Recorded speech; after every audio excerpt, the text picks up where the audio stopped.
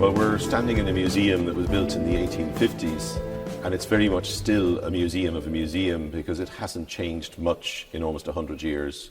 The building was filled by the Royal Dublin Society, who started off this collection of animals, and they spent 50 years from the 1850s through to the early 1900s filling the building with everything they could find around the world, and that was the point, was to have one of everything in nature under the same roof so that you could explain what was going on in nature.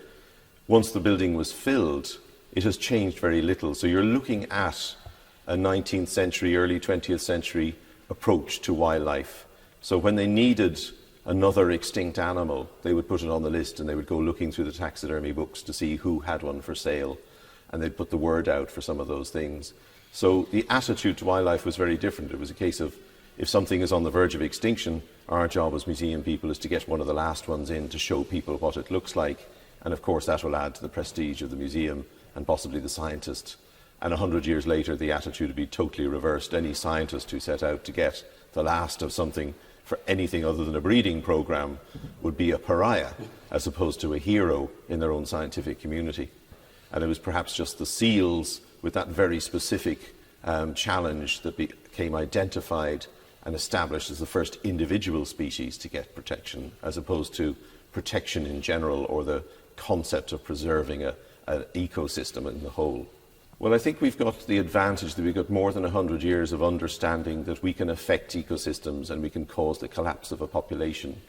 We now have a lot of professional scientists. That's not something that was true in wildlife terms until the mid-19th century. A huge amount of the endeavour was by people who were amateurs. Some of the biggest names in science, like Darwin, were basically amateurs. They had private incomes or they had other jobs, and it was their passion to do wildlife. Most animals do need a champion in this modern world. We need celebrities to come and passionately explain why it's really important to do something in order to affect our behaviour. While people aren't necessarily hunting animals to the edge of extinction, they're happily driving their cars on motorways that have ploughed up big areas of the landscape. And you've got to try to persuade people that they've got to leave a lighter footprint on the earth.